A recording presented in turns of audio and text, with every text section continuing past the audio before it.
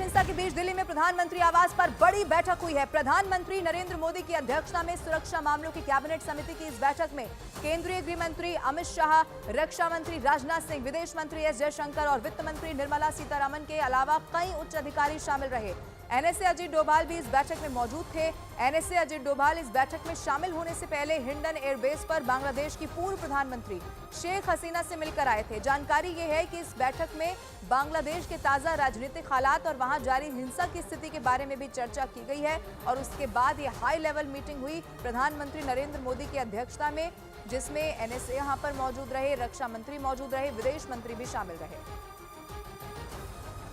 शेख हसीना के बांग्लादेश के छोड़ने के बाद भारत बांग्लादेश संबंधों पर क्या असर पड़ेगा, इसको आपको ग्राफिक्स के जरिए समझाने की कोशिश करते हैं। सबसे पहली बात यह है कि एंटी इंडिया एजेंडे को बढ़ावा मिलने की आशंका जाहिर की जा रही है।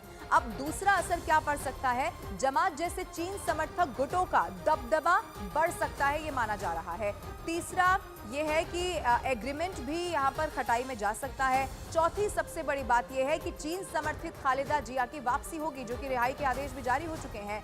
अब पांचवी बात यह कि सीमा पर भारत विरोधी गतिविधियां बढ़ने की आशंका अब यहां पर और ज्यादा हो जाएगी, ऐसा माना जा रहा है। भारत में घुसपैठ बढ़ने की भी आशंका होगी, ये बहुत बड़ा असर हो सकता है भारत के लिहाज से भी। सातवीं बात यह कि बांग्लादेश में हिंदुओं पर हमले बढ़ सकते हैं और ऐसी तस्वीर अभी भी वहां से निकलकर सामने आने लगी है। रणनीतिक मामलों में चीन का दखल बढ़ सकता है, ये बड़ा असर हो सकता है। नौवीं बात यह कि हसीना के जाने से कई समझौतों पर सीधा सीधा असर पड़ेगा और इसके अलावा बांग्लादेश की विदेश नीति में बदलाव की आशंका यहां पर जाहिर की जा रही है। हसीना के बाद भारत बांग्लादेश संबंधों पर ये 10 बड़े असर पड़ सकते हैं। अब बांग्लादेश में बेकाबू हालात और शेख हसीना के प्रधानमंत्री पद से इस्तीफा देकर भारत पहुंचने के आज संसद के दोनों सदनों में विदेश मंत्री एस जयशंकर सरकार का पक्ष रख सकते हैं। बांग्लादेश के ताजा घटनाक्रम पर सोमवार को टीएमसी समेत अन्य दलों के सांसदों ने सदन में सरकार से बांग्लादेश पर रुख जानना चाहा था। अब इसके बाद सरकार की रणनीति यही है कि जरूरत पड़ी तो आज संसद में विदेश मंत्री बयान दे सकते हैं। नजर सबकी रहेगी कि विदेश मंत्री की तरफ से क्या कहा जाता है, वो भी ऐसे वक्त में जब कल खबर यह है कि हाई लेवल मीटिंग हुई है प्रधानमंत्री नरेंद्र मोदी की अध्यक्षता में। अब ऐसे में विदेश मंत्री एस जयशंकर आज बड़ा बयान इसको लेकर दे सकते हैं, यही संसद में माना जा रहा है।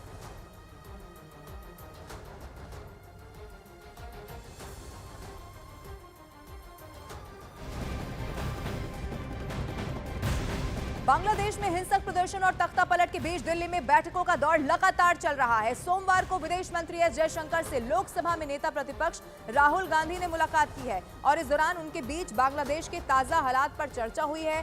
सूत्र ये बता रहे हैं कि राहुल गांधी ने विदेश मंत्री एस जयशंकर से पूछा है कि बांग्लादेश में क्या हो रहा है, सरकार का स्टैंड इस पर क्या है, क्या शेख हसीना आई है। उन्होंने ऐसे ही कुछ और भी सवाल एस जयशंकर से पूछे हैं, जिस पर विदेश मंत्री ने कहा है कि हमारी वहां के हालात पर नजर बनी हुई है, सही समय पर सरकार की तरफ से आधिकारिक जानकारी इसको लेकर दे दी जाएगी।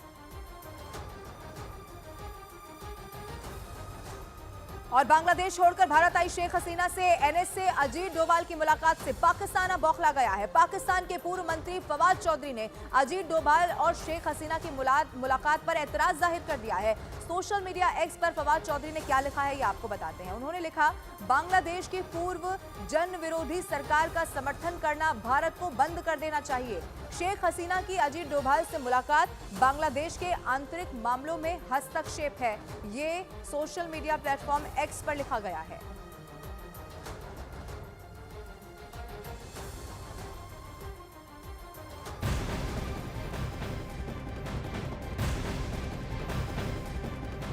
और भारत बांग्लादेश बॉर्डर पर हाई अलर्ट जारी कर दिया गया है। बांग्लादेश में पनपे हालात के मद्देनजर बीएसएफ ने बॉर्डर पर जवानों की संख्या को बढ़ा दिया है।